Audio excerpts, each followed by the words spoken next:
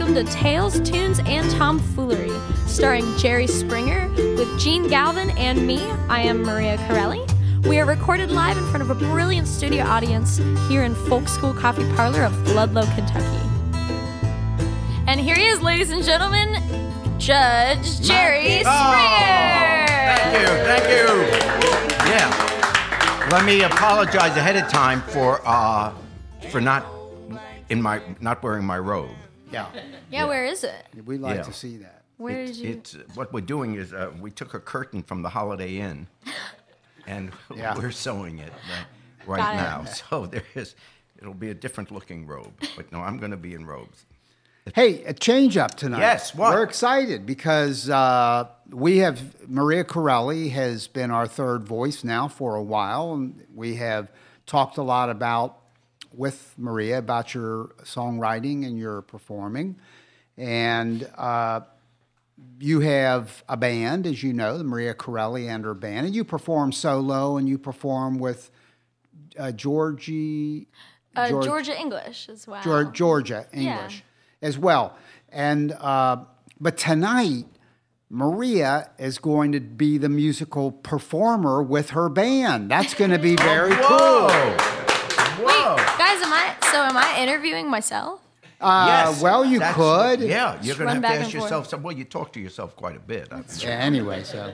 Won't be too different. Yeah, which I can relate to at this age. We kind of. I hear you. Yeah. But I changed seats so that I can sit here and see the band. People would know this who aren't watching on Facebook Live, but we changed seats so that I can I'm sitting interview in the her. same seat. You'll always sit in the same seat. You sit in the big chair. Boy, I'm with telling this you what. chintzy table. I got it.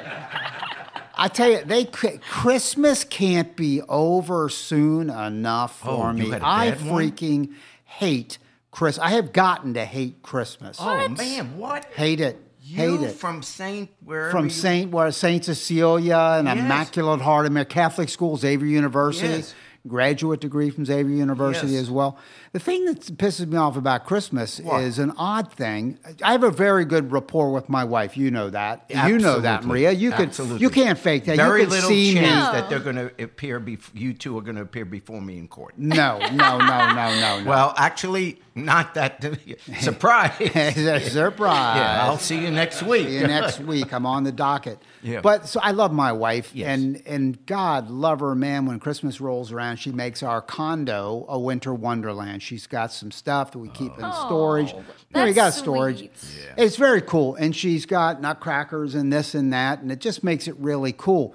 But she brings in this stuff with glitter. I'm done with glitter. I don't want any more glitter in my life. Yeah, and then you have to put all the stuff away. I don't put anything away, and I don't set anything up. I don't get anywhere near the glitter. It's like, the flu or something. I don't get near it. But then I go place. I walk in here at Folk School Coffee Parlor, and this is what I get. Catfish. In front of other people, Maria says, "Oh, you wearing glitter now, Gene?" What's the deal? I mean, I'm not judging, but you wearing glitter? Yeah. And I look, and I've got... glitter, you know how it goes, Maria? Like it sparks, you get it in the sun, and you cannot get it off. Oh, no. So it's on your hands, it's on your clothes. And I go to the bank the other day, and somebody's looking at me weird, the teller, and I don't know this person. I look, oh, fuck, it's on my shirt. Right, we got to beep that out, guys. They weren't looking at you because of the glitter. No, you don't think so? I hear you. If you go with that, that's good. Well, that's when you just have to run with it. You have to pretend like you made that part of your outfit. I guess I could. This I was could the just, as they say, self. wear it. Embrace it. It's a big thing because that's cool. we took the tree. Mickey is not Jewish, and so we have the Christmas tree there, and Mickey's really into it. I mean, the tree, same the deal. Yeah, beautiful setup. Yeah. Beautiful. And then the menorah takes us 2 minutes. Yeah, nothing to it. Toss it in a box. Pick it up, put it in a box. Toss it in a box. How come you people? How come? All the things. Where do we put the... I think I'm finally coming over to your side. I just want a simple menorah. I don't want any more glitter. Katie comes to my side. Oh, I'm sure I've told this story before, that when Katie was our daughter, when she was a little girl, because Mickey's, Protestant and I'm Jewish, on one side of the living room, we have the Christmas tree, and on the other side of the room, we have the menorah. Yep. And then we put Katie in the middle.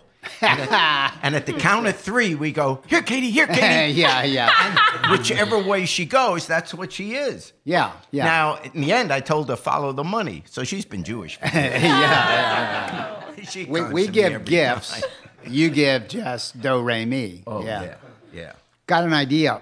Why? Because I got this idea from talking to people and seeing things and advertisements. There are a lot of cruises that happen. They're in the Caribbean. They're out of Fort Lauderdale, out of Miami. Then there are all these river cruises in Europe. They're very cool. Belgium. And Debbie and Harold, who's sitting in the front row, faithful fans of the show. We love them for that. And they did one recently. And my neighbor did one, combining it with a bike thing. So they got bikes on the river cruise. And in the daytime, if you want to, you can ride the bikes to the next port. And I was thinking, and I know this happens. I did a little research on this.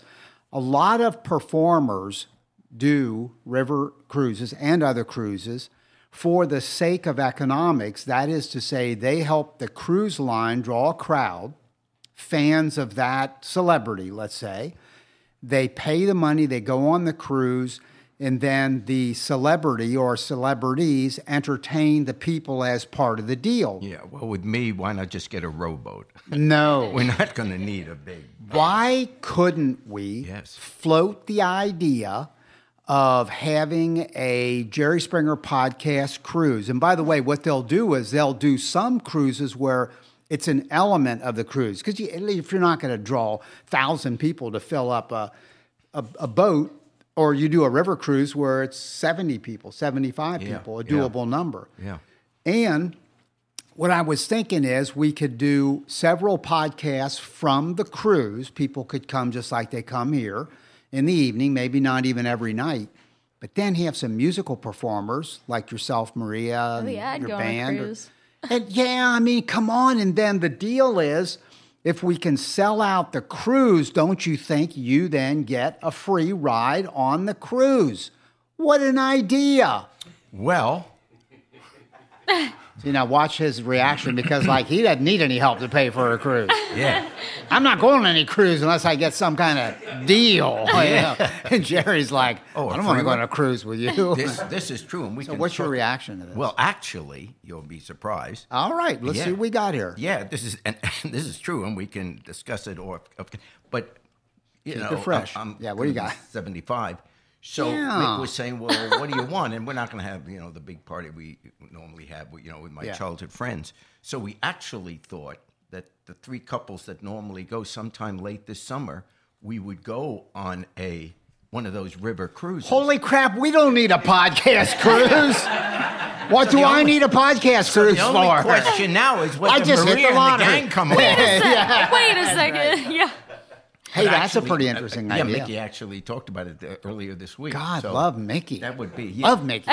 Yeah. No, actually, I hear you. That's actually that could be a lot of fun. That could be a very cool thing. I also just want to take a second and appreciate Gene's boat pun. He said, "Let's float this." He's like, "I want to float this idea past you." Yeah. Well done, Gene. Well done. Thank you very much. Slip that one in there. It's on the rundown here. I got it right there. That's less impressive. Yeah, that's good. Well, anyway, so let's be thinking but about actually all that. having it as although the economics wouldn't work in terms of it being a podcast, they're not going to, they fill up those, because we get that brochure every week. What's the name of the Viking? The Viking cruise. Yeah, I got one yesterday, We are on some list, and we get it every month. And Me we look too. at it all the time and say, wow, Me too. it looks so cool. Yeah, it comes, it's in the middle of the Bentley magazine. I'm sorry. That they slip No, in that there. isn't it. It's aimed at people who are 80 and older. Yeah. Anyway, you were saying. It's probably a bunch of old probably. people. And, So I don't know that they, even if and I'm sure they sell out all of their trips. Man, I did some looking into it, just quick internet stuff, Google stuff, and there are a bunch of them that they're all music niche things. So there's, headbanger rock groups that are doing them. They're there probably are some old folky groups that are doing them, and there are some, the Eagles might do one. I don't know. Well, if you can draw a crowd and you want to perform like that. I agree. They do take celebrities to draw a crowd. What I am saying is because these river cruises, the ships, if you call it a ship, are so small that they only hold 70 people. They don't need a celebrity to fill up. I think they fill up all their cruises. I think that's probably true. You know what I mean? So they're not going to spend that kind of money, which... Well, I might have as much success with Viking Cruise as I have with the Guinness Book of Records. Your business sense is remarkable. Sucks. It sucks. I was an educator by trade, by the way. I was an educator. Yeah. I have no business sense. Run it by Lewis. No, I'm always afraid to run ideas past our mutual friend Lewis because he's like a zillionaire and he knows how to do business. I clearly don't. Man, this week, Jerry, this past week, so this is, the 15th of January. Again, I always have to remind people, if you're listening in the archive, that's when we did this show. Yeah. And the week before this, big news came out sort of like on the weekend about the FBI leaked reports. The FBI was looking at Donald Trump as a potential traitor or maybe an unwitting helper to the Russians. Several reports that are jarring. I had to have impacted you as it did the rest of us. What are your thoughts on that stuff? Every week we've got another story. This is by far the biggest news yet out of the entire 2 years of this Russian, or 2.5 years of the Russian deal with Trump. By far, because this literally is the most inconceivable thing you can think of, that an American president would be owned by another country or would be an asset of if not our enemy, certainly our competitor, and not a friendly one at that. Well, let's start out with what we know, because what's interesting is why did we suddenly find out about it? What we know about Trump and Russia, well, these are the stories that have been covered. We know that Trump Properties, the people that buy his condos, that overwhelmingly, so many of them are Russian. So Russian money is going into all of his properties. If not an outright investment, then people literally buying his condos around the country, particularly in New York. We know of his Miss Universe pageant in Russia and his efforts to meet with Putin. We know about him wanting to build the Trump Tower in Moscow.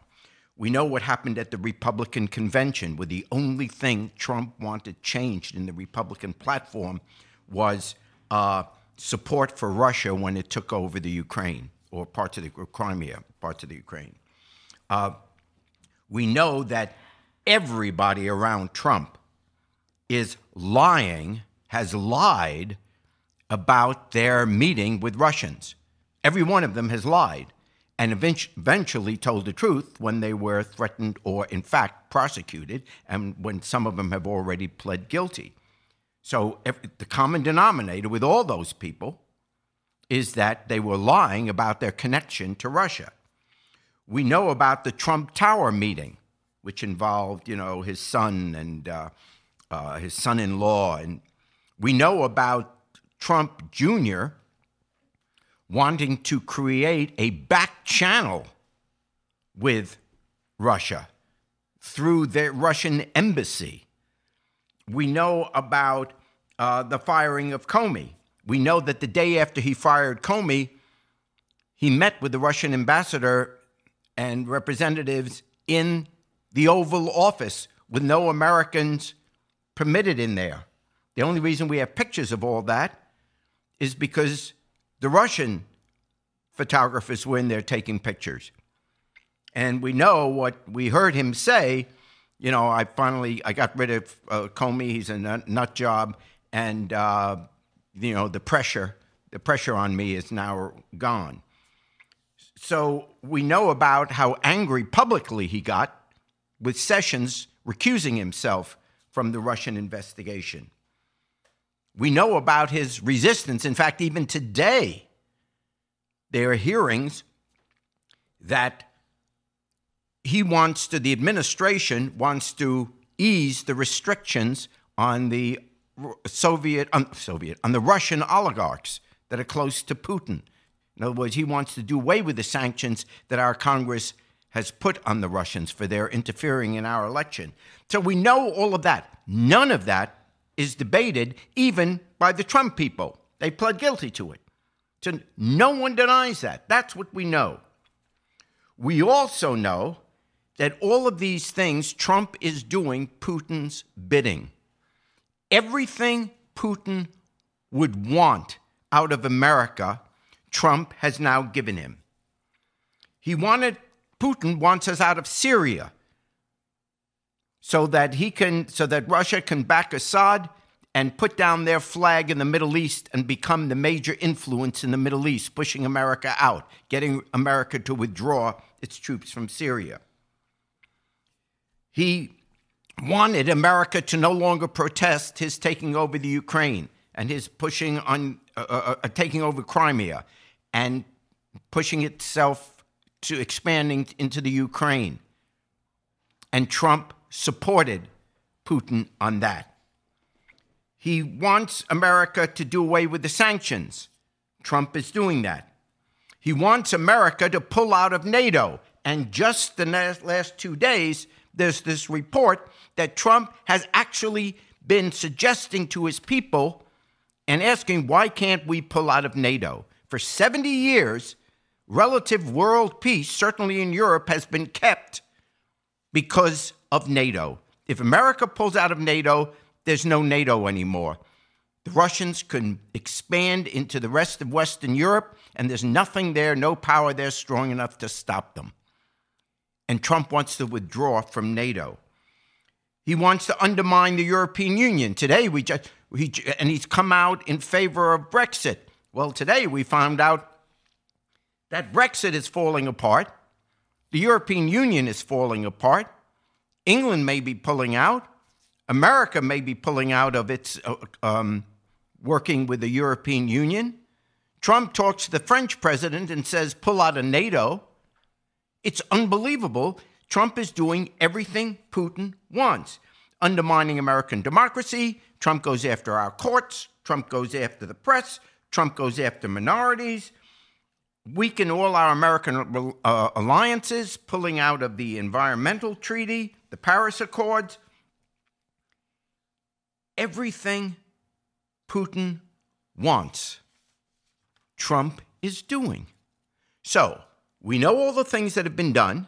We know that all the things that have been done by Trump are exactly what Putin wants. So the question has always been, is it a coincidence? I mean, that's the only reason we can't connect the dots. Until this week, we now find out that for the last year and a half, the FBI has been investigating whether our national security is at risk because Trump is an asset of Russia. Maybe a willing asset, maybe an unwitting asset. The term the Russians use is a useful idiot. In other words, you get someone to give you information and do your work, and they don't even know they're doing it for you.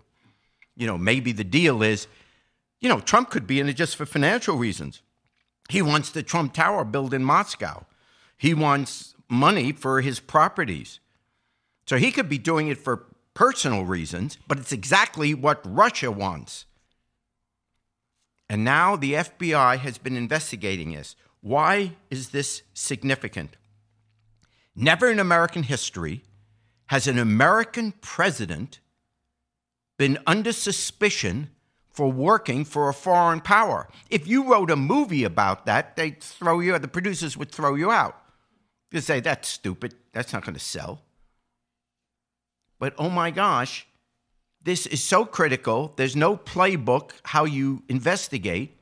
But for the FBI to launch a secret investigation of whether the President of the United States is working for a foreign power, there are so many people at the very top ranks that have to sign off on it, you know Mueller must have some evidence that the public doesn't know about.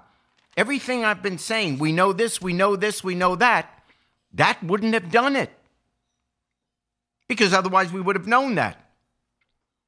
So obviously there is some other information beyond all these coincidences, alleged coincidences, that the FBI must have for it to get approval throughout the Bureau to investigate the President of the United States. And what this evidence might be, we don't know the exact evidence, but we can figure out how they got it. Foreign intelligence has electronic surveillance, not just American intelligence, but they're tapping Russian phones. They're tapping Russian emails. They're hearing what the Russians are saying. So, when Trump had that secret meeting with Putin for an hour and a half, 2 hours, where no one was allowed, no American was allowed into that meeting he had with Putin. No American. And there was an interpreter. And when the meeting was over, Trump confiscated the notes the interpreter was taking. So there is no transcript. He made sure that there's no transcript what they talked about. But now the Russians left. Putin flies back to Russia. The Russian ambassador that was in the White House, they fly back to Russia. While they're flying back, they're talking among themselves. There are phone calls among themselves. There are emails among themselves. And they're talking to each other about, this is what Trump said. This is what Trump's willing to do for us. You know, if we give him this Trump Tower, if we do this, if we help him with the banks, we got him. That's why this investigation is going on. Because even though the American press wasn't privy to what's going on, and no American reporter was on the meeting, the Russians know what Trump said, and they're talking to themselves. And now foreign intelligence is letting us know what the Russians got from Trump. And they can hold that over Trump. That is why Trump would do all this stuff. Because he knows if the Russians ever say what he said to them, he's screwed. That is the leverage. And that's why this was the biggest story yet on the whole Russian-Trump thing. It's not what we already know. It's what we don't know. And the level of evidence the FBI must have had to start the investigation. You don't get to investigate the President of the United States by simply saying, you know, those two guys met. Or he came out in favor of Russia with the Ukraine. And maybe a policy we disagree with, but we don't know that that's treasonous or anything. In order to investigate the President of the United States for criminal activity that threatens the security of the United States, you know they had to have been presented with some significant evidence which we yet don't know about. That's what's scary, and that's why the Mueller report has to come out, and we have to hear it all.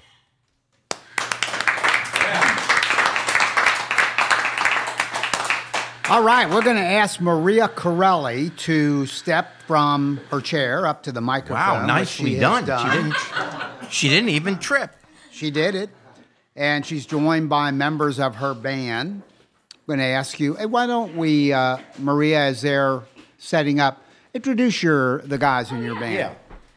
So yeah, I am super happy to introduce this band behind me. I think last time I was solo. Yeah. I played solo here on the podcast. You were so low we could hardly hear you. Oh, that is such a joke. But yeah, so right here over to my right on electric guitar, for those who are listening, is going to be Nick Giese.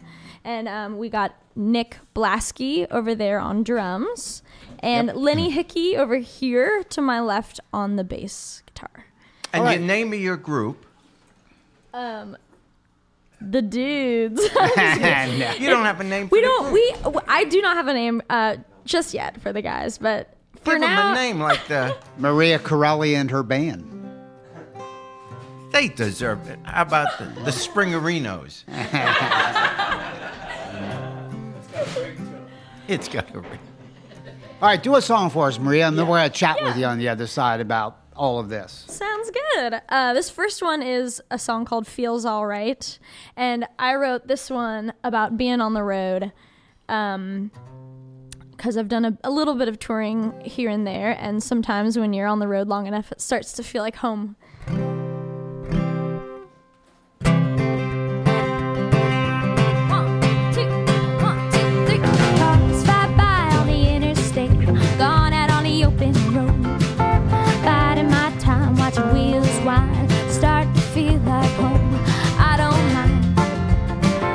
I'm living a dream. Now some folks say it's a wicked life, but it feels alright by me. Had a man back home in Cincinnati, didn't turn out like I thought. It took him damn near all 3 years just to realize what he got. I don't mind, feels like I'm living a dream. Now some folks say it's a wicked life, but it feels alright by me. Go ahead, Nick.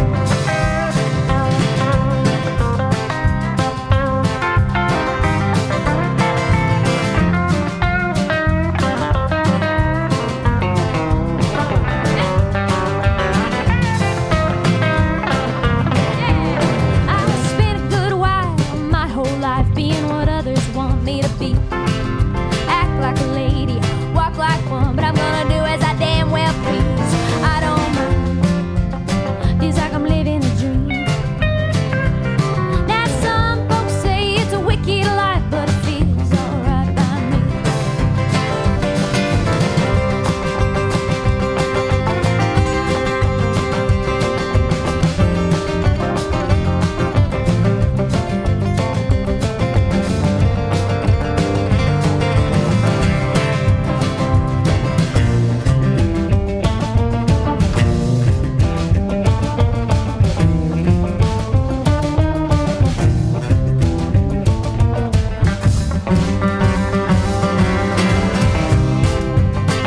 Ooh, I don't mind, feels like I'm living a dream. Well, some folks say it's a wicked life, but it feels alright by me. Some folks say it's a wicked life, but it feels alright by me. I said some folks say it's a wicked life, but it feels alright by me. Whoa! Bravo! Woo!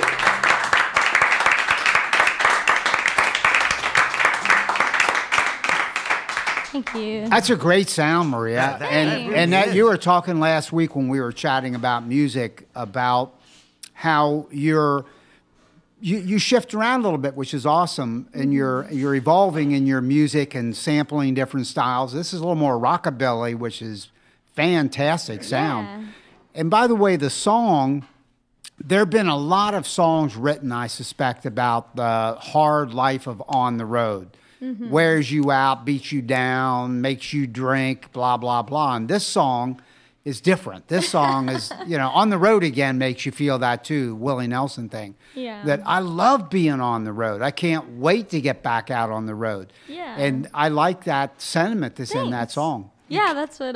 Never done it, but I think I could relate to that. How do you get cable? So, yeah. Well, anyway. Plus, who has cable anymore? Yeah, there's cable. What's cable? What's I cable? know. How do you I get know. Netflix? Yeah. On my phone? Yeah. So where can people hear this iteration of your performing, this band? Well, I have a website, www.mariacarellimusic.com. And spell Carrelli for people, because people might really want to look this up. Yeah, it's one of those silly double-lettered Italian last names. It's Yeah. 2 R's, 2 L's, so Carrelli. So silly. So yeah. if you go there, they could hear some of it. Yeah, and there and there's some stuff that'll be released here soon on Instagram and Facebook, and so I have an album coming out in April 13th, 2019. Good. and will these guys be on that album? Yeah. Okay, yeah. fantastic. Most or some of them actually. Okay. Yeah, so we've got some exciting stuff coming out here soon. Good. So like a music video and stuff like that. So super. keep an eye out. Great sound. And you know what? I'm going to ask if you guys will come back again next week, and because that way we can hear another song. Oh, yeah. And we would love to do that. And wear So- the same outfit. Yeah, so if you're listening, make sure you get the next episode because we're going to have Maria Carrelli and her band back on. Take us out on Down by the Riverside, would you? And Jerry will jump in on this. Okay, sounds good. Be unbelievable.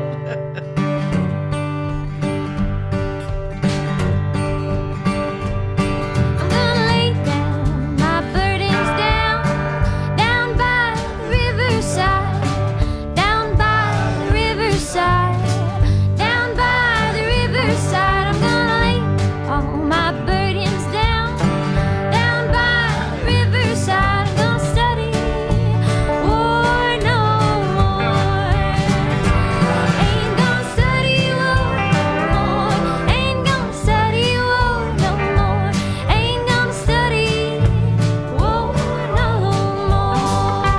You've been listening to Tales, Tunes, and Tomfoolery, recorded live at the Folk School Coffee Parlor in Ludlow, Kentucky. Thanks to Patrick Kennedy for writing our opening song, and to you for listening. Check out our website, jerryspringer.com. Down by the riverside.